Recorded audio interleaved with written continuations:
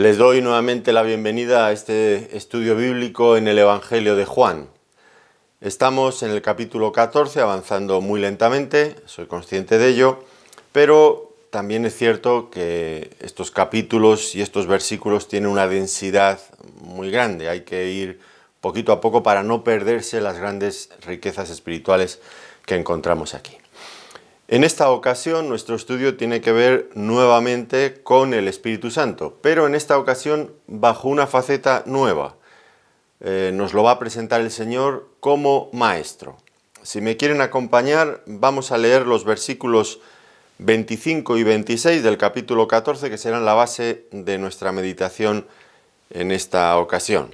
Y dice así, versículo 25. Os he dicho estas cosas estando con vosotros.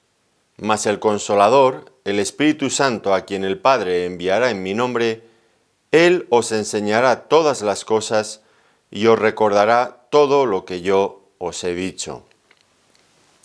Bueno, estos son los versículos que nos van a servir, como digo, de base.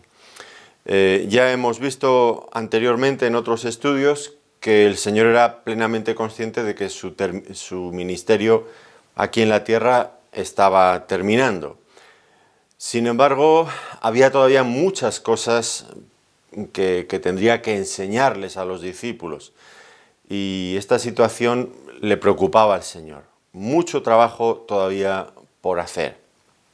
Y no solamente eso, sino que además pues quedaba poco tiempo y ellos mismos ya a lo largo de las últimas semanas especialmente habían manifestado una resistencia bastante fuerte al aprendizaje, sobre todo en lo que tenía que ver con la muerte y resurrección del Señor Jesucristo. Estaban cerrados para aceptar esa idea. Por otro lado, muchas de las cosas que ya el Señor les había enseñado, pues las habían olvidado, y las habían olvidado sin llegar a comprenderlas siquiera, lo que por otro lado también era muy preocupante. Y si han seguido estos estudios, pues ya recuerdan que en varias ocasiones los discípulos interrumpen al Señor casi a cada paso que Él va dando. Pero Señor, ¿cómo va a ser esto así? Parecen no entender absolutamente nada de lo que el Señor les está diciendo. Es como si estuviera hablándoles en otro idioma. Estaban desconcertados acerca de estas grandes verdades que el Señor les estaba intentando hablar. Así que, si por un lado vemos que al Señor le quedaba poco tiempo para estar con ellos, y por otro lado había tanto que enseñar y ellos eran tan lentos en aprender, uno se tendría que preguntar, y seguro que el Señor se lo estaba preguntando, pues si ya estaban listos los discípulos para que el Señor los dejara y se fuera al cielo. ¿No eran todavía tal vez una obra incompleta? Pues seguro que el Señor estaba pensando en esto y era consciente de la situación. Por eso, muy importante la promesa que ahora, otra promesa más que el Señor ahora les hace, y es que les iba a enviar el Espíritu Santo. Es verdad, de esto ya les había hablado, les había dicho que vendría el Espíritu Santo, que había sido presentado como el Consolador, aquel que estaría a su lado en todas las dificultades, en todo lo que ellos necesitaran. No iban a quedar huérfanos, iban a sentir la presencia cercana del Señor por medio del Espíritu Santo. Pero ahora lo que el Señor les dice es que ese mismo Espíritu Santo llevaría a cabo una labor fundamental, importantísima en los creyentes en aquel momento y también en nosotros en este momento. ¿Y en qué consistiría? Bueno, pues lo que nos dice aquí es que el Espíritu Santo vendría como maestro a la iglesia para enseñarnos todas las cosas y recordar todo lo que Él ya les había dicho. Así que es verdad, el Señor le quedaba poco tiempo, cuando fíjense cómo comienza, os he dicho estas cosas estando con vosotros, lo que ya anticipa que ya no va a estar con ellos, que se va a ir. Y era algo que Él tenía presente, lo repite, esta misma expresión la repite en varias ocasiones a lo largo de este sermón. Lo pueden ver en el capítulo 15, versículo 11, en el capítulo 16, versículos 1, 4, 25, 33. Sabía que le quedaba poco tiempo, pero Él podía estar tranquilo. ¿Por qué razón? porque en su lugar dejaría al Espíritu Santo, que sería también maestro. Él había sido conocido entre sus discípulos como el maestro, ahora se iba, pero había alguien que le iba a sustituir también en esa importante tarea. De tal manera que a partir de ese momento, en el día presente hoy y desde aquel instante, pues todos los creyentes estamos bajo la tutela, bajo la instrucción del Espíritu Santo. Muy importante esta promesa, que ya digo, en cierto sentido ya había sido dicha anteriormente, que el Espíritu Santo lo íbamos a recibir una vez que el Señor ascendiera al cielo, pero ahora nos va a hablar de sus funciones, esta función especial. Ahora, empecemos notando entonces las distintas partes de este versículo. Él dice, el Espíritu Santo, a quien el Padre enviaría en mi nombre. Y en este sentido, pues es un versículo realmente corto, pero fíjense cómo vuelve a aparecer nuevamente lo que nosotros conocemos como la Trinidad. Y es verdad, el nombre como tal no aparece en la Biblia, pero aquí lo vuelven a ver otra vez, las tres personas de lo que nosotros llamamos la Trinidad. El Espíritu Santo, a quien el Padre enviaría en mi nombre. Mi nombre se refiere al Señor Jesucristo, o sea, el Espíritu Santo, el Padre y el Hijo. Toda la divinidad en su conjunto, trabajando, llevando a cabo esta labor de la que ahora estamos hablando, manifestarse a los hombres, porque no olvidemos que el Señor está todavía contestando aquella pregunta de Judas, no el Iscariote, ¿cómo te manifestarás a nosotros y no al mundo? Bueno, aquí tenemos una parte más de esa respuesta a él. Bueno, aquí esta cuestión de que el Espíritu Santo sería enviado por el Padre en el nombre del Señor Jesucristo, pues originó un debate increíble en el siglo IV, y el debate consistía en determinar si el Espíritu Santo vino del Padre o del Hijo. Bueno, podríamos pensar que vino del Padre si leyéramos Hechos, capítulo 2, versículo 33, o del Hijo si leemos pues, el capítulo 15 de Juan y versículo 26, o el capítulo 16 y versículo 7. Y hubo ahí un debate tremendo. ¿Y por qué? Bueno, era un debate fundamentalmente entre Atanasio y Arrio.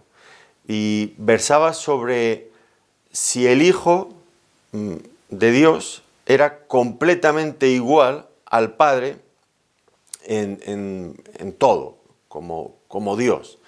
Ya saben que los arrianos pues niegan que el Hijo sea igual al Padre, que es inferior, que es un ser creado, etcétera, etcétera. Bueno, y es ahí donde surge la disputa de tantos siglos atrás. ¿Quién envía el Espíritu Santo?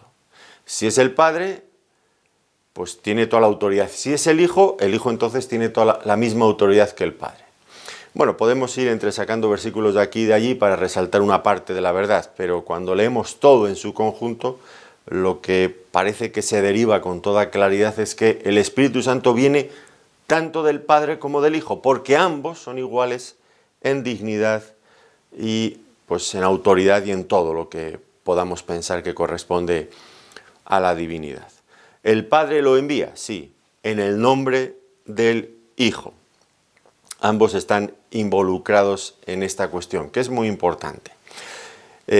Luego vemos también en esta cuestión aquí, ya hablando de las tres personas de la Trinidad, vemos una continuidad en cuanto a la obra de Dios en relación con la humanidad, esta obra de darse a conocer, de manifestarse a los hombres.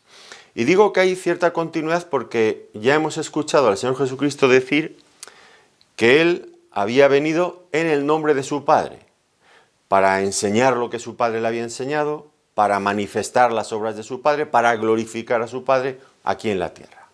El Hijo había venido para manifestar al Padre. Ahora el Hijo se va. ¿Y el Espíritu Santo viene para qué? Para hacer lo mismo que el Hijo había hecho con el Padre. Ahora el Espíritu Santo es quien va a tomar lo que es de Cristo y presentárselo a los creyentes para glorificar a su Hijo. El Espíritu Santo va a defender, por así decirlo, los intereses del Hijo aquí en esta tierra. Tomará lo que es de Cristo y nos lo dará. De tal manera que como el Hijo había glorificado al Padre, ahora el Espíritu Santo glorifica al Hijo. Hay una clara sucesión, que por supuesto está en completa armonía en todo esto. Ahora, es interesante notar que esto no está así aquí simplemente, bueno, pues para rellenar huecos en las Escrituras, no. Es algo mucho más que todo eso. Lo que Dios intenta comunicarnos, y esta es una verdad muy grande y difícil de aprender y también de explicar, lo que Dios intenta comunicarnos es que hay aquí un modelo, un patrón que nosotros también debemos de seguir. El Hijo glorificó al Padre y le dio a conocer. El Espíritu Santo glorifica al Hijo y da a conocer lo suyo. ¿Y ahora qué queda? En esa cadena, ¿cuál es el siguiente eslabón? Pues somos nosotros, somos los creyentes. Ahora es cuando nos toca entrar a nosotros también en la escena. Dirá un poco más adelante Juan en el capítulo 15, versículo 27, y vosotros, se refiere a nosotros, los creyentes, y vosotros daréis testimonio también, porque habéis estado conmigo desde el principio. Hay que continuar manifestando la gloria del Padre, del Hijo, del Espíritu Santo. Y ahora nos toca a nosotros, que hemos estado con el Señor. Bueno, no hemos estado físicamente, pero sí espero que estemos con el Señor espiritualmente y podamos recibir de Él para poder comunicar a otros, dar testimonio de Él también a otros. Este modelo que nos ha dejado tanto el Hijo como el Espíritu Santo, debemos de apreciarlo, debe de ser inspirador para nosotros y debe de regir nuestro comportamiento en este mundo. Y es importante en este punto subrayar cómo, por ejemplo, el Espíritu Santo da testimonio del Hijo o cómo el Hijo da testimonio del Padre. En cuanto al Espíritu Santo se nos dirá que no hablará por su propia cuenta, sino que hablará todo lo que oyere. Y eso en cuanto al Espíritu Santo. Y en cuanto al Señor Jesucristo, recuerdan el versículo anterior, el 24, que dice que todo lo que habéis oído, la palabra que habéis oído no es mía, sino del Padre que me envió. Es decir, nosotros, si queremos seguir ese modelo, debemos de asegurarnos de que lo que vamos a transmitir a otros es, por un lado, la palabra del Señor Jesucristo, la palabra de Dios en la Biblia, con total honestidad, sin añadir, sin quitar nada. Pero por otro lado también esa palabra debe de ir acompañada con nuestra propia vida. La palabra debe de recobrar vida en nosotros, debe de ser nuestro ejemplo, debe de ser nuestra pauta, nuestro modelo a seguir, y lo seguimos, y de esa forma, enseñando lo que Él nos ha enseñado y practicando lo que hemos aprendido, es como debemos dar testimonio de nuestro Dios, tal como hicieron previamente el Señor Jesucristo y como ahora hace el Espíritu Santo. Por otro lado, también debemos de subrayar una vez más que el Espíritu Santo es una persona y una persona divina. Los mal llamados, porque está mal llamarlos así, testigos de Jehová, pues dicen que el Espíritu Santo no es una persona divina, sino simplemente una influencia poderosa. El Espíritu Santo como una influencia poderosa. Yo no sé de dónde sacan esa conclusión. Tal vez, si leyeran exclusivamente algunos pasajes del Antiguo Testamento, tal vez podrían llegar a esa conclusión. Pero ya digo, haciendo una lectura pues sesgada, parcial de lo que es la Biblia. Y ya sabemos que en el Antiguo Testamento pues mucha de la doctrina sobre el Espíritu Santo estaba todavía incompleta. Es necesario acudir a las páginas del Nuevo Testamento donde ya tenemos una revelación definitiva, completa acerca del Espíritu Santo. Y cuando miramos toda la Biblia en su conjunto, ya sí que resulta del todo imposible admitir que el Espíritu Santo sea simplemente una influencia poderosa. Hace un poco hemos leído en este capítulo que el Señor Jesucristo enviaría al Espíritu Santo, que es el Consolador. Por otro lado, aquí se nos dice que nos va a enseñar y nos va a recordar. Y estas son características de una persona. Alguien que consuela, alguien que enseña, alguien que recuerda, unido a lo que luego va a decir más adelante en estos mismos capítulos, que el Espíritu Santo da testimonio, convence, guía, revela. Todo esto indudablemente nos habla de una persona, no de una fuerza impersonal, sino de una persona, alguien que tiene personalidad. Decir lo contrario es cerrar los ojos, mirar hacia otro lado, evitar entrar en contacto con la verdad clara de la palabra de Dios. Y no solamente es una persona divina. Eso lo hemos venido considerando en los últimos versículos, me remito ahora a estudios anteriores, donde vemos que el Espíritu Santo tiene una relación íntima y profunda tanto con el Padre y con el Hijo, lo que no puede ser posible a no ser que sea realmente una persona de la Trinidad. Así que afirmamos sin rubor que el Espíritu Santo es una persona divina. Esta es nuestra convicción, y no es una convicción que nosotros nos hemos inventado, sino que está firmemente, fuertemente basada en la palabra de Dios. Otro detalle interesante es que el Señor Jesucristo por primera vez en este Evangelio se refiere a la tercera persona de la Trinidad como el Espíritu Santo. Y yo ya sé que nosotros estamos acostumbrados a llamarle así, que no, en fin, no nos ofrece mucha, no despierta en nosotros mucha, no sé, un sentimiento extraordinario de, oh, fíjate, le llamo así, ya estamos acostumbrados a ello. Pero yo creo que cada detalle es importante y conviene reflexionar en ello. ¿Por qué digo esto? Bueno, porque el Espíritu en principio es santo. Esto está fuera de toda duda, así que no está mal llamarle así, el Espíritu Santo. ¿Por qué es santo? Ahora, ¿en qué sentido es santo? Bueno, es santo en el sentido de que está separado, que esa es la idea original de esta palabra, separado. Dios es santo, ¿por qué? Porque está separado. ¿En qué sentido está separado? Porque luego por otro lado decimos, pero tiene comunión con nosotros, así que muy separado no está, porque nos ha dicho que está viviendo dentro de nosotros, que quiere tenernos con Él, entonces separado, en ese sentido de guardar distancias, no lo está, claro que no. Porque la palabra tiene que ver con otra idea, la idea de separación en el sentido de que es único en su clase, es inclasificable. No hay nadie como Él. En este sentido está separado. Dios es Dios, el resto es su creación y en ese sentido es único. Yo soy un hombre, ya acabo de realizar una clasificación. Yo pertenezco al género de los hombres. Hay hombres de muchos tipos, pero son hombres. Ella es una mujer, ya acabo de clasificarla dentro de otro grupo, el género femenino. Aquello es una silla, ya acabo de clasificarla, hay muchas sillas de muchos tipos. ¿Y a Dios con quién lo clasificamos? ¿A quién más metemos dentro de ese grupo? No hay nadie más.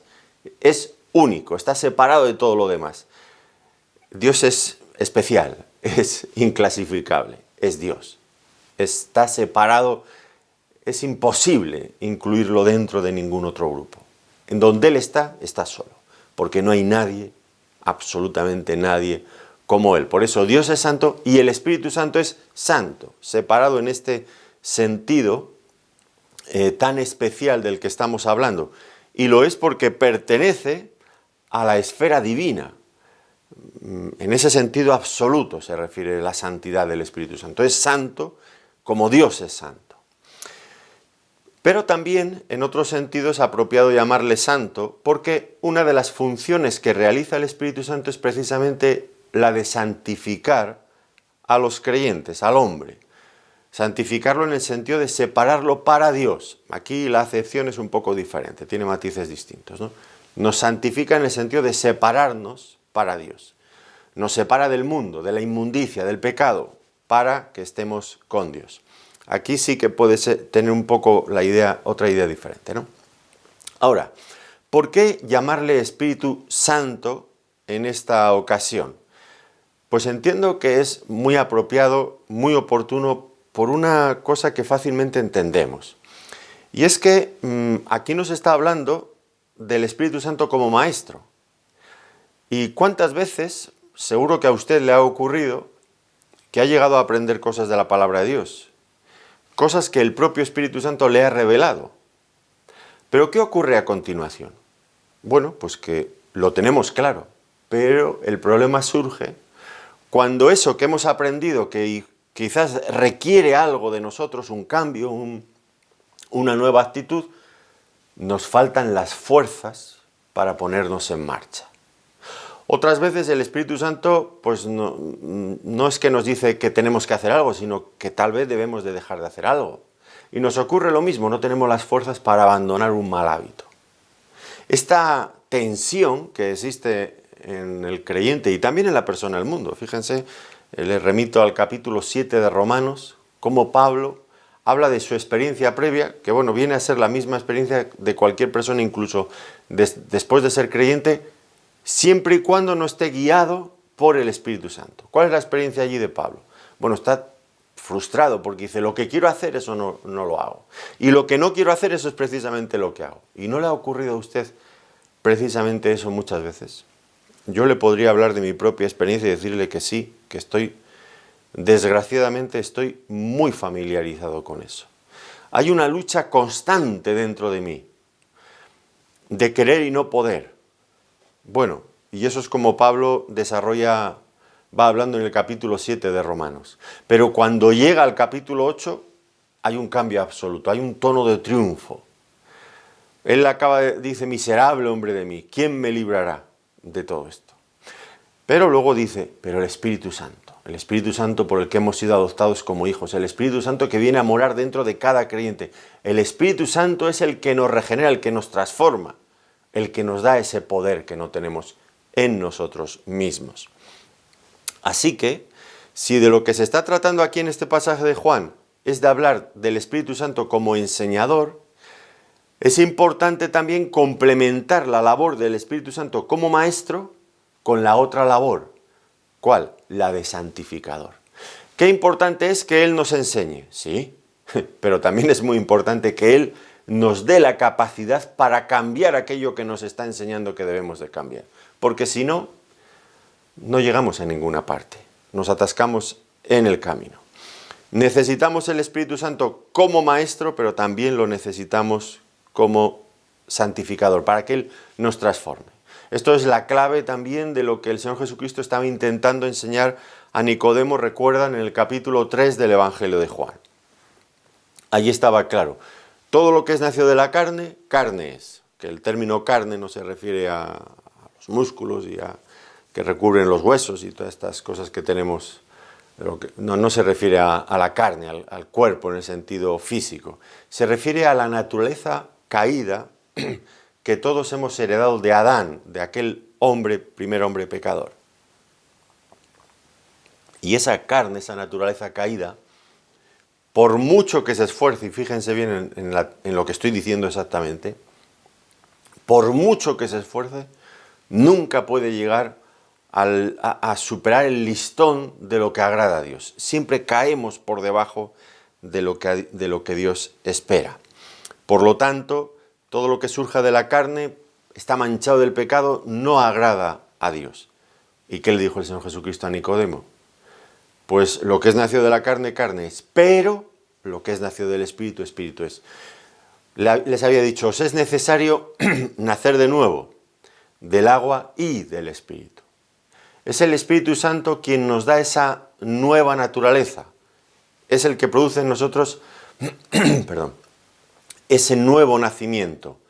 Nos da la naturaleza de Dios, la propia naturaleza del Espíritu Santo que mora en nosotros, nos transforma, nos regenera, nos hace nuevas criaturas.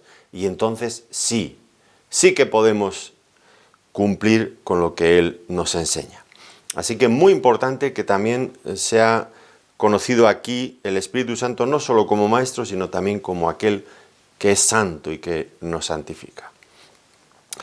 Ahora, en cuanto a la función del Espíritu Santo como maestro, debemos de reconocer que todos sin excepción, necesitamos realmente ser enseñados por Él. Cuando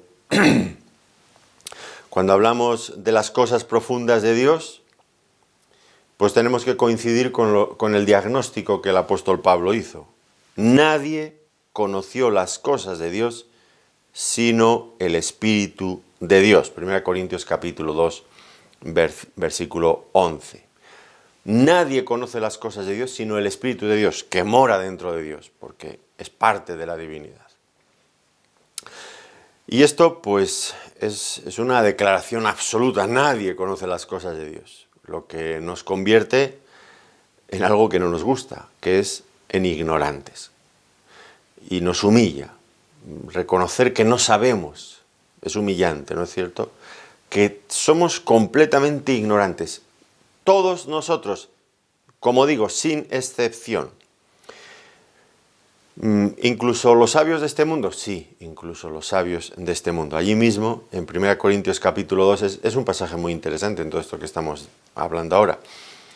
Porque el apóstol Pablo habla de los sabios de este mundo. Y dice, los sabios de este mundo no tienen esta sabiduría, este conocimiento de Dios. ¿Por qué? Porque si la hubieran tenido, no habrían crucificado al Señor de la gloria. No la habrían crucificado. Dice en 1 Corintios 2:8. Cuando le crucificaron, cuando tenían delante de ellos al mismo Hijo de Dios y lo crucifican, lo que están poniendo en evidencia es que no eran sabios. No eran sabios, eran ignorantes. De otro modo, no habrían cometido esa atrocidad, esa barbaridad. Y dése cuenta que Pablo está hablando, los llama así, los príncipes de este siglo, los que crucificaron a Jesús. No los más bajos, los más torpes, no, los príncipes de este siglo. Las altas esferas del saber de este mundo. Ellos fueron los que crucificaron al Señor. No olvidemos que Pablo allí está escribiendo a los corintios. Los corintios formaban parte de Grecia, que era bien conocida por los grandes filósofos que surgieron de allí, esos filósofos de renombre universal. Y ellos también, ignorantes. Tratándose de quién es Dios, pues todos los hombres por igual somos completamente ignorantes. Y esa situación solamente puede cambiar si Dios toma la iniciativa. Y la debe de tomar dándose a conocer, revelándose a los hombres. Y eso, dice el apóstol Pablo, que es lo que hace el Espíritu Santo. Lo dice allí en 1 Corintios 2:11. Dios nos las reveló, estas cosas que desconocemos de manera natural de Dios, porque no tenemos la capacidad de penetrar en la mente de Dios, de salir de nuestro mundo material para llegar al mundo espiritual de Dios y apropiarnos, saber cómo es Dios. Esa sabiduría no la podemos, no surge de nuestra iniciativa, no tenemos la capacidad ni los recursos para llegar a ella. Ahora dice, Dios toma la iniciativa, Dios nos la reveló a nosotros por el Espíritu, porque el Espíritu todo lo escudriña, aun lo profundo de Dios. Y esto es exactamente de lo que está hablando ahora el Señor Jesucristo aquí en el Evangelio de Juan. Él os enseñará todas las cosas y os recordará todas las cosas. Así que esto es muy interesante, ver esta unidad de pensamiento no solamente entre el Señor y luego también sus apóstoles.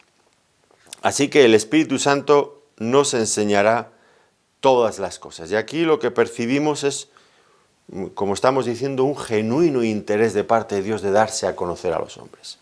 Dios quiere que los hombres le conozcamos de verdad. Por eso ya hemos visto que toda la Trinidad está identificada plenamente en esta labor de darse a conocer a los hombres. Y esto viene a ser hecho, dice, por el Espíritu Santo, que antes se nos habló de él no como el Espíritu Santo, sino como el Espíritu de verdad. Y allí el complemento era también importante. No nos miente, nos dice la verdad. En un mundo de tanta mentira, encontrar a alguien que solamente nos hable la verdad. Bueno, el Espíritu Santo es el encargado de enseñarnos todas las cosas. Inicialmente a los discípulos, dice que Él les enseñaría, les haría claras, les clarificaría aquellas palabras que en un principio a los discípulos les habían resultado completamente incomprensibles. El Espíritu Santo les enseñaría en el sentido de que interpretaría, de que les enseñaría, les explicaría todo lo que el Señor ya les había dicho. Él es el Maestro Supremo en la Iglesia en este tiempo. Es a Él a quien debemos atender, a quien debemos escuchar, al Espíritu Santo. Pero dice no solamente que Él les enseñaría, sino que también les recordaría todas las cosas. Y esta es, desde luego, una gran necesidad que todos tenemos, porque parece que tenemos realmente una clara tendencia a olvidarnos de las cosas importantes, a olvidarnos o a no prestarles importancia. Y puesto que el corazón del ser humano realmente es muy olvidadizo, necesitamos ser recordados una y otra vez estas grandes verdades de la palabra de Dios. Y esta también es una labor del Espíritu Santo, recordarnos. En ocasiones será un recuerdo amargo. ¿Recuerdan ustedes cuando el Señor Jesucristo manda las cartas en Apocalipsis, la que corresponde a Éfeso, le dice, recuerda por tanto, de dónde has caído y arrepiéntete y haz las primeras obras. Apocalipsis 2:5. Un recuerdo amargo. Tenían que recordar lo que sabían y habían olvidado. Y por supuesto arrepentirse y cambiar.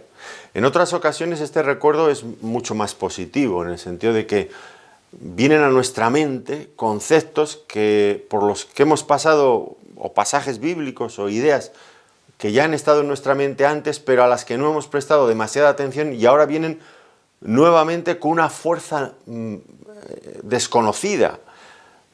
Impactan en nuestro ser de una manera muy profunda, muy sentida. Y es esa la labor del Espíritu Santo, recordarnos esas cosas que tal vez han estado en nuestra mente, pero han estado ahí en flotación, pero sin que les hayamos prestado mucha atención, no han llegado a penetrar profundamente en nuestro ser. Así que el Espíritu Santo tiene esa labor, recordarnos, pero no solamente recordarnos, sino enseñarnos todas las implicaciones que tiene lo que el Señor ya nos había dicho. Esto es algo que el propio evangelista a lo largo del Evangelio va haciéndonos notar. Recuerdan, por ejemplo, Juan capítulo 2, versículos 17 y 22, o Juan capítulo 12, versículo 16. Esto no lo entendimos, diría Juan, en aquel momento, pero lo entendimos después. Bueno, se refiere a la obra del Espíritu Santo después de que el Señor fue glorificado y coronado de gloria en el cielo. Cuando vino el Espíritu Santo, Él empezó a hacer esa labor. Y aquellos detalles, por ejemplo, lo que les había dicho en cuanto a la destrucción del templo, que no lo entendieron en un principio, luego, por medio del Espíritu Santo, les quedó completamente claro. Pero hay un ejemplo aún, todavía si cabe, mucho más claro de todo eso. No está en el Evangelio de Juan, pero bueno, lo recordarán ustedes. El momento en que el Señor, por primera vez, en el Evangelio de Mateo, esto nos lleva al capítulo 16, les dice a los discípulos les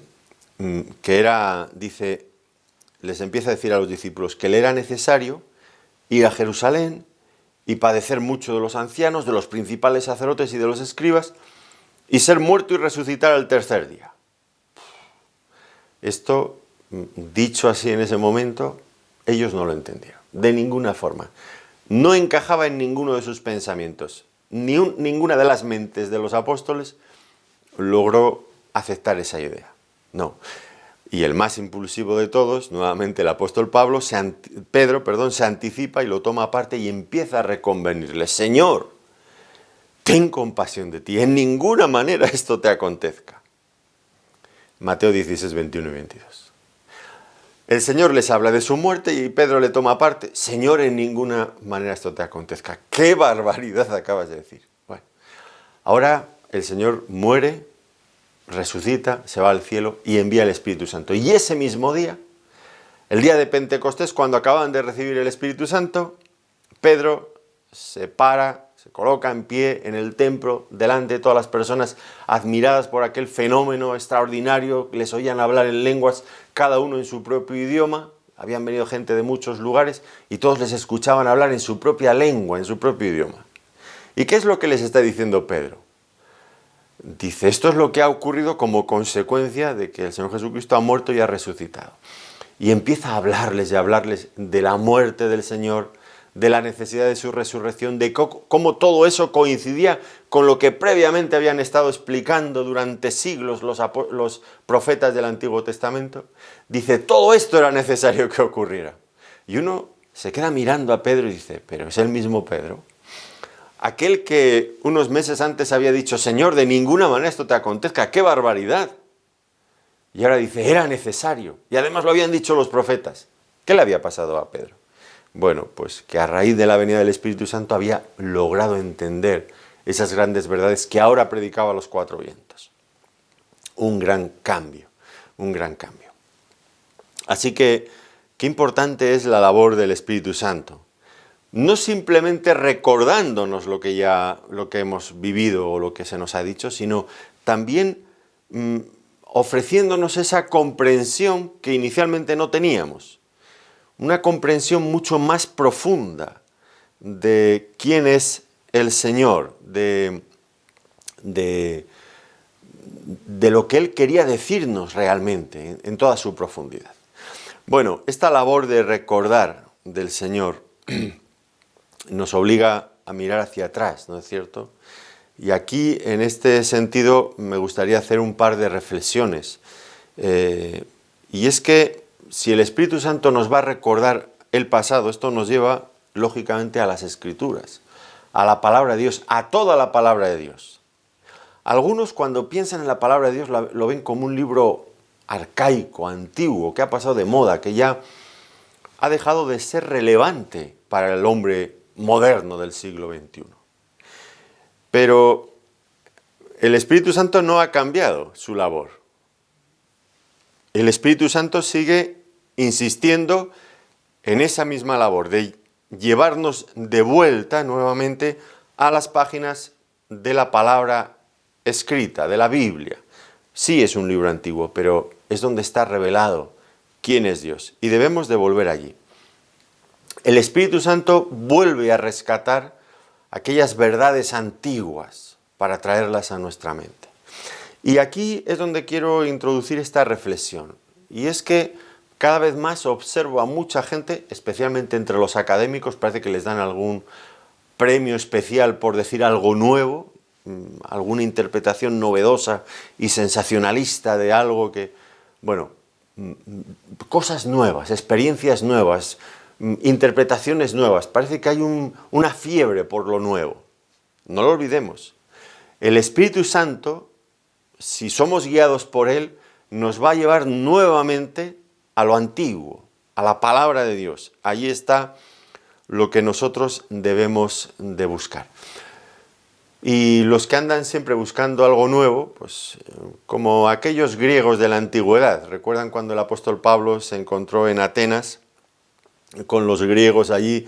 Dice, en ninguna otra cosa se interesaban, sino en decir o en oír algo nuevo. Hechos de los Apóstoles, capítulo 17, versículo 21. Y parece que este es el signo también de nuestra era. Lo viejo hay que descartarlo, hay que ir a lo nuevo, hay que decir cosas nuevas. Cuidado, porque esa precisamente será una de las características de los tiempos venideros donde se manifestará la apostasía. Dice que vendrán, dice Pablo, vendrá tiempo cuando no sufrirán la sana doctrina. No sufrirán, no soportarán la sana doctrina. La sana doctrina es lo que nos remite al pasado, a lo revelado. No sufrirán la sana doctrina, sino que teniendo comezón de oír, como si les picara algo y quisieran rascarse constantemente, se amontonarán maestros conforme a sus propias concupiscencias y apartarán de la verdad el oído, de la verdad revelada, apartarán de la verdad el oído y se volverán a las fábulas, dice 2 Timoteo 4, 3 y 4. Qué peligroso es todo eso. No lo olvidemos. La labor del Espíritu Santo consiste en traer las viejas, vamos a llamarlas así, las viejas verdades a nuestra memoria. Esa era la primera reflexión que me gustaría hacer. Y la segunda tiene que ver con el hecho de que todo buen siervo del Señor que enseña la palabra de Dios, pues tiene que recordar una y otra vez las cosas que seguramente ya son sabidas en sus auditorios. Hay que recordarlas. Y no debemos de ruborizarnos por eso. Porque luego venga alguien, sí, usted ya predicó de esto hace ya unos meses. Pues eso nos debería hacer felices, ¿no? Que todavía se acuerden de nuestro sermón de hace unos meses, porque no siempre tenemos este éxito hablando así, ¿no? Pues no pasa nada porque se den cuenta que ya nos hemos repetido. Un buen siervo del Señor debe repetir las cosas. Y no debemos de avergonzarnos, Dios. Fíjense, Pablo, hablando en Filipenses capítulo 3 y versículo 1, a mí no me es molesto el escribiros las mismas cosas, y para vosotros es seguro. Segunda de Pedro capítulo 1 versículo 12, hemos visto a Pablo, ahora viene Pedro. Por esto yo no dejaré de recordaros siempre estas cosas, aunque vosotros las sepáis y estéis confirmados en la verdad presente. Pedro. Judas, capítulo 1, bueno, el único capítulo que tiene, versículo 5.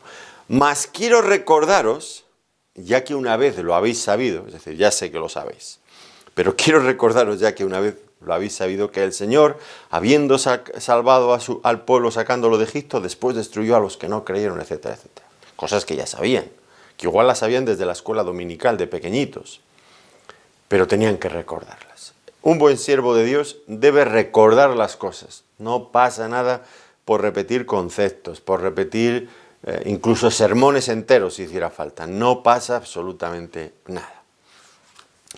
Bueno, avancemos un poco más. Dice que os enseñará todas las cosas. Y aquí debemos de preguntarnos qué incluye todas las cosas. Porque si las tomáramos en un sentido absoluto, pues el creyente llegaría a ser omnisciente, lo sabría todo. Y ya sabemos que omnisciente solamente es Dios. Tampoco creo que debamos entender todas las cosas como, pues, por ejemplo, todas las cosas en cuanto al futuro. El mismo Señor Jesucristo dijo que en cuanto a su venida nadie sabe del día y de la hora. O sea que hay cosas que nos va a enseñar el Espíritu Santo. Todas las cosas, por lo tanto, no incluye todo, en el sentido de todo el futuro. O todos los grandes misterios de la naturaleza. Pues hay tantas cosas por descubrir en la naturaleza y el creyente que tiene el Espíritu Santo no va a saberlos todos. No tiene nada que ver con todo esto. Entonces, ¿con qué tiene que ver? Bueno, pues tiene que ver con todo aquello que necesitamos para desarrollar un crecimiento espiritual a fin de que lleguemos a tener una comunión plena e íntima con Dios Padre y con su Hijo, nuestro Señor Jesucristo.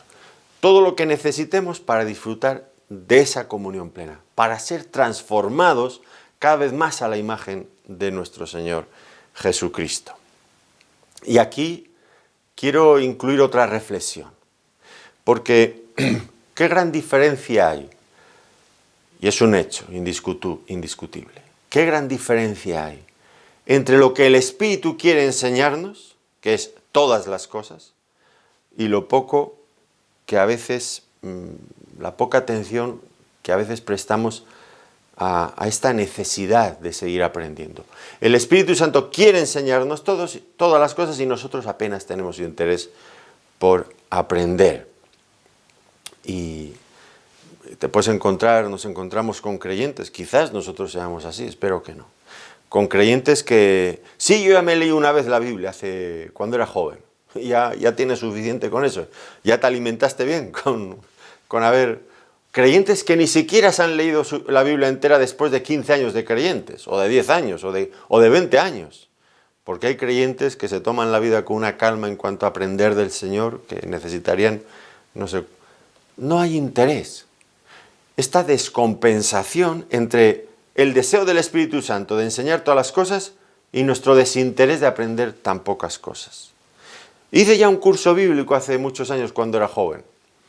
O yo ya hice una carrera de teología. Bueno, mira, aunque hayas hecho una carrera de teología, déjame que te diga que eso puede ser que en el mundo secular, no discuto que pueda tener algún sentido, aunque en el mundo secular incluso tendrás que hacer cursos de adaptación y de nueva capacitación para actualizarte a otras cosas, pero igual hay carreras en las que ni siquiera tienes que hacer eso.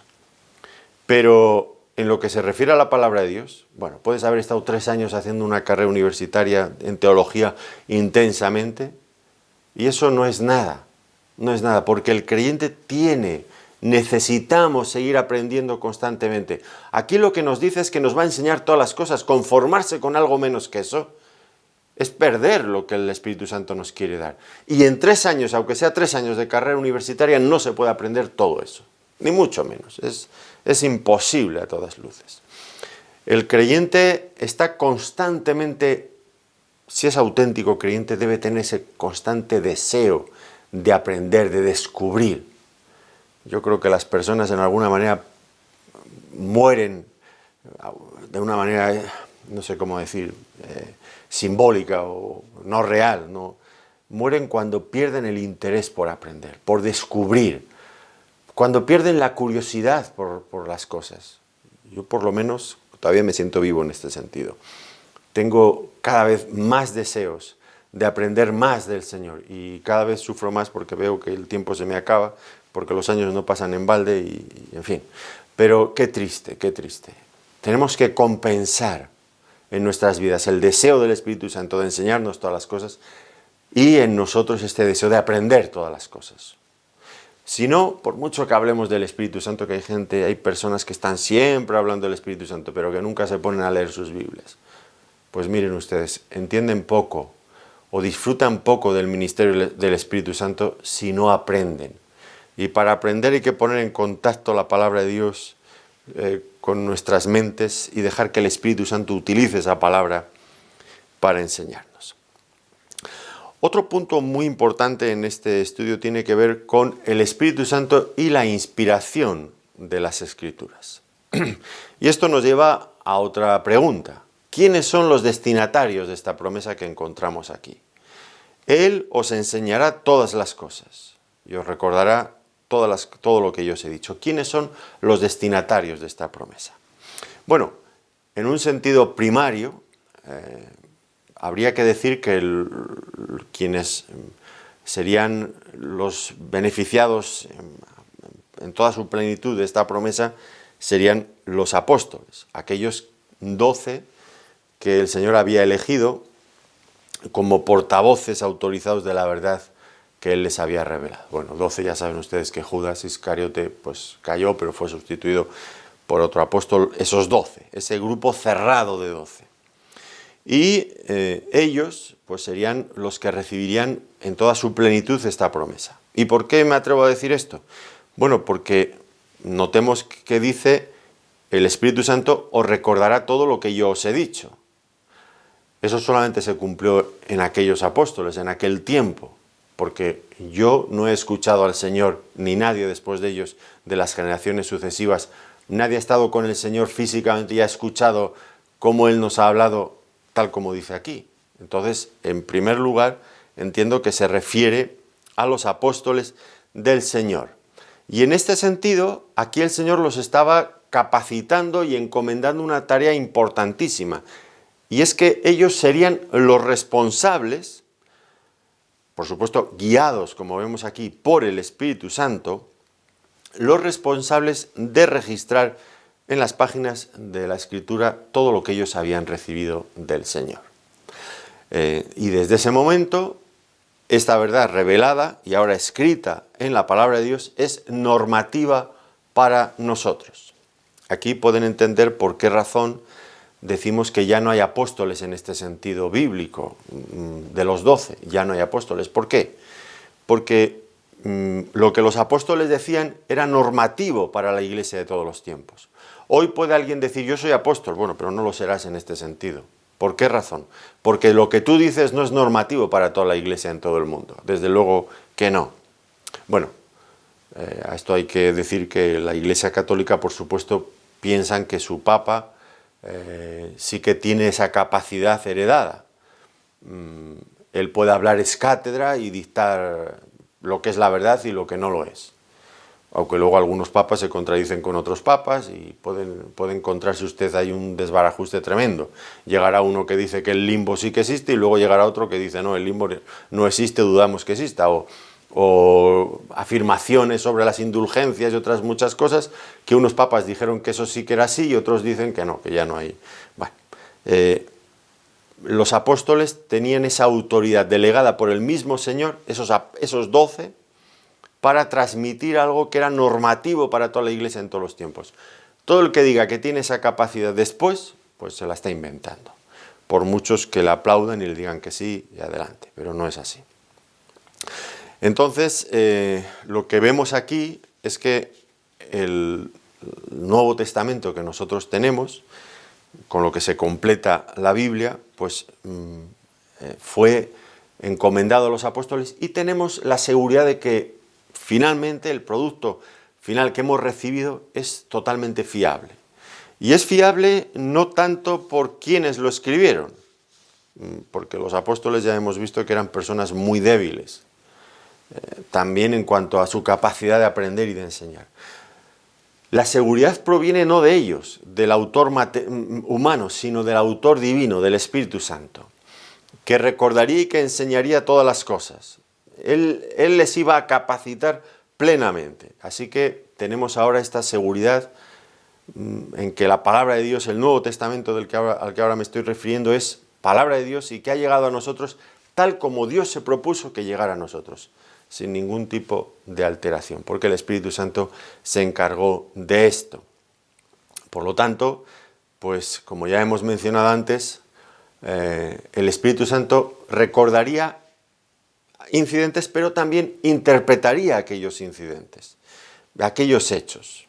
Es decir, lo que tenemos en el Nuevo Testamento no es simplemente una relación de hechos fiables, de lo que el Señor Jesucristo hizo, sino también una relación de hechos fiables, pero de hechos interpretados. Interpretados por el Espíritu Santo. ¿Qué significado tenía aquello que ocurrió? El Espíritu Santo lo interpreta para ellos y ahora nos lo transmite. Esto, pues, ha despertado realmente muchas críticas en tiempos recientes, porque nuevamente estos académicos liberales, teólogos liberales, pues, que tienen un cerebro frío y académico y que diseccionan las cosas como, no sé cómo decir, me dan un poco de escalofríos. Pues ven esto una cosa muy mala, el hecho de que el Nuevo Testamento no sea simplemente una relación de hechos, sino una relación de hechos interpretada por el Espíritu Santo, a través de que nos ha llegado a través de los apóstoles. ¿Por qué les parece mal a ellos? Bueno, ellos, que ya digo, son muy intelectuales y muy académicos, diferencian. Hay que tener mucho cuidado con esto. Y ellos le ponen nombre a todas estas cosas. Existe lo que ellos llaman el Jesús histórico. Y luego existe el Jesús de la fe, de la Iglesia. ¿En qué consiste cada uno de ellos? Bueno, el Jesús histórico es la persona real del Señor Jesucristo que vivió en este mundo e hizo ciertas cosas y enseñó ciertas otras. El Jesús de la fe, o el Jesús de la Iglesia, es ese otro producto alterado, distorsionado, engrandecido hasta el infinito por la Iglesia. La Iglesia, pues mira lo que Jesús hizo, pero luego lo interpreta y lo engrandece dejando correr su imaginación. De tal manera que tenemos un Jesús histórico real y otro imaginario. Y entonces ahora llegan ellos, que son listísimos, y dicen, bueno, vamos a ver los evangelios. Y empiezan a ver los evangelios. ¿Esto realmente es del Jesús histórico o del Jesús de la fe, el inventado? Y ellos van a tomar sus tijeras y sin ningún tipo de rubor las van a empezar a cortar páginas de la Biblia. Por ejemplo, especialmente, aquí dice que hizo tal milagro. No, ya sabemos que los milagros no existen. Esto se lo ha inventado la Iglesia, que quería engrandecer la figura de Jesús. Aquí dice que Jesús era Dios. Esto no puede ser porque él era simplemente un hombre. Cortan también. Y van cortando todo lo que es sobrenatural para dejarnos simplemente un hombre carismático y nada más. El Jesús de la historia. Bueno, pues ellos tal vez sientan un problema en todo esto. Yo no lo tengo y espero que no lo tengamos. Sí, es verdad, tenemos una historia de hechos interpretados, pero insisto, han sido interpretados por el Espíritu Santo. Y esa interpretación está garantizada porque nos viene directamente de Dios. Es una interpretación correcta, no tiene nada que ver con la imaginación de hombres. Ahora, con esto nos referimos, por supuesto, a los escritos de la primera generación, escritos de los apóstoles o supervisados por los apóstoles, escritos por algunos de sus colaboradores cercanos. Esto deja fuera, por supuesto, pues a esos otros escritos del siglo II, siglo III, lo que conocemos como los evangelios apócrifos. Ahí está fuera de toda duda que sí que hubo mucho de eso, ¿no? De dejar correr la imaginación y engrandecer de una forma desbocada, una imaginación desbocada, engrandeciendo, imaginando cosas acerca del Señor. Bueno, yo de eso no nos referimos a eso, nos referimos a los escritos apostólicos de la primera generación, Eso sí, eso no hay ningún problema. Ahora, he dicho que los destinatarios de esta promesa pues eran en primer lugar los apóstoles, pero ¿qué decir de nosotros, de los creyentes en este tiempo? Pues indudablemente también estas palabras del Señor nos incluyen a nosotros. No en el sentido de revelarnos verdad normativa para la Iglesia, pero sí el Espíritu Santo continúa realizando en nosotros una labor importantísima. ¿Cuál? Pues la de iluminar nuestro entendimiento para que comprendamos plenamente todos los grandes tesoros que la palabra de Dios encierra. Con esto coincide el mismo evangelista Juan en su primera carta, capítulo 2, versículo 27, dice: pero la unción que vosotros recibisteis de él permanece en vosotros, y no tenéis necesidad de que nadie os enseñe, así como la unción misma os enseña todas las cosas, y es verdadera y no es mentira, según ella os ha enseñado, permaneced en él. Esta unción se refiere evidentemente al Espíritu Santo que cada creyente ha recibido. Y esta unción nos ayuda a entender, a saber, a recordar las enseñanzas de Cristo, a saber diferenciar lo que es palabra de Dios y lo que no lo es. Eso especialmente era el sentido en el contexto en el que Juan escribió su primera carta, con una cantidad de personas, de falsas doctrinas intentando introducirse dentro de la iglesia. Y Juan dice: vosotros tenéis el Espíritu Santo, vosotros no vais a ser engañados, porque el Espíritu Santo os enseña la verdad. Muy importante. En esta labor de iluminarnos. Por lo tanto, si deseamos comprender más claramente la verdad de Dios, ¿qué tenemos que hacer? Pues debemos de pedir la ayuda y dirección del Espíritu Santo en nosotros. Y en este sentido, pues hay que decir que un cristiano ignorante, un cristiano que se deja confundir por cualquier doctrina, como dice Pablo, cualquier viento de doctrina, pues no tiene excusa, salvo contadas excepciones, pero yo entiendo que no tiene excusa. ¿Por qué? Pues porque Dios nos ha provisto todos los recursos necesarios para saber cuál es la verdad. Tenemos el Espíritu Santo, tenemos su palabra revelada. Dejarnos llevar por doctrinas engañosas revelan que no hemos hecho bien nuestros deberes, porque el fallo no está en Dios. Dios ha dado todos los recursos necesarios, está en nosotros, que no estamos aprovechando todo eso. Y es por lo que antes decía, por esta falta de deseo de seguir profundizando en la palabra de Dios. Creyentes que se conforman, pues como antes decía, con pequeños estudios superficiales, o que en lugar de buscar la palabra de Dios y estudiar la palabra de Dios, viven de experiencias. Experiencias grandilocuentes que luego no son tanto, pero eso, experiencias, en lugar de buscar la palabra de Dios. Así que debemos de depender del Espíritu Santo en ese sentido, porque solamente entonces estaremos a salvo de esos vientos de doctrina contrarios a la revelación bíblica que cada vez están golpeando con más fuerza en la iglesia del Señor. Y es el Espíritu Santo el que puede hacer esto. Por otro lado, y con esto ya quiero terminar, pues el Espíritu Santo no solamente hace una labor en nuestro tiempo iluminándonos, enseñándonos, sino también capacitándonos para enseñar a otros la verdad de Dios. Y en este sentido Pablo lo tenía muy claro como gran predicador del Evangelio, y es que predicar la palabra de Dios por nuestros propios medios no es lo adecuado. A mí por lo menos me ocurre constantemente. Siempre que termino una predicación pienso que no lo he hecho bien, que no llego a donde tendría que llegar. Que la palabra de Dios es algo demasiado grande para que sea transmitida por medios tan deficientes como somos los seres humanos.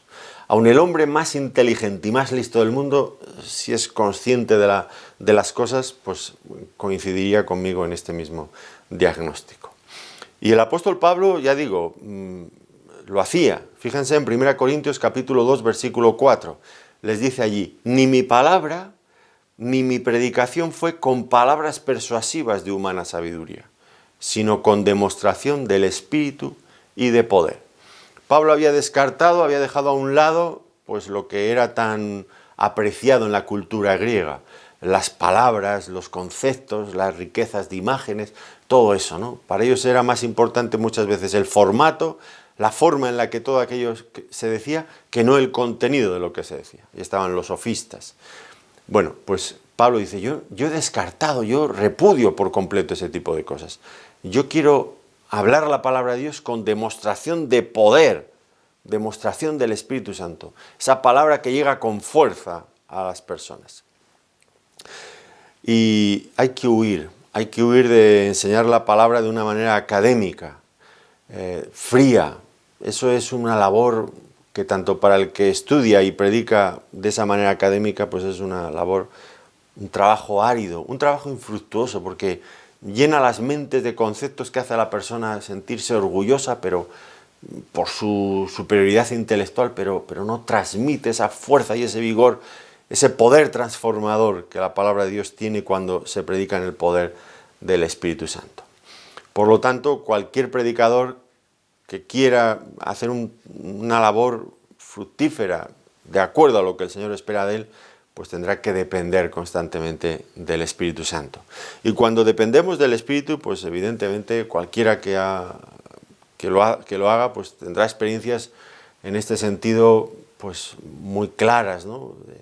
De llegar a una predicación y tener una idea y unas notas y un guión, pero se dará cuenta que en algunos momentos el Espíritu Santo le llevará más allá para decir cosas que ni siquiera había pensado en decir o que ni siquiera tenía en sus notas, porque el Espíritu Santo está constantemente trabajando en esa dirección. Bueno, qué importante es nuestra necesidad de ser enseñados, pero qué grandes, qué grandísimos son los recursos de Dios para suplir esta necesidad. Así que el Señor sí, estaría preocupado por sus discípulos, dejarlos en ese estado, pero al mismo tiempo estaba tranquilo, porque el Espíritu Santo iba a completar de manera perfecta esa labor todavía incompleta cuando Él se fue. Y ya lo creo que la ha completado. Hoy tenemos con nosotros la palabra de Dios terminada, como un libro maravilloso que nos dice todo lo que necesitamos saber para conocer a Dios. Una labor que fue llevada a cabo por medio del Espíritu Santo en los apóstoles y que ahora también está en nosotros, capacitándonos para entender, iluminando, abriendo nuestras mentes para que podamos captar todas las riquezas de todos esos tesoros escondidos que están en ella. Pues no nos conformemos con menos, vayamos hacia adelante en esta meta que el Señor ha colocado delante de nosotros, tan hermosa, tan grande. No nos conformemos con menos. Pues les agradezco que nos hayan acompañado en este tiempo de estudio bíblico. Que el Señor les bendiga muy ricamente. Gracias por su atención.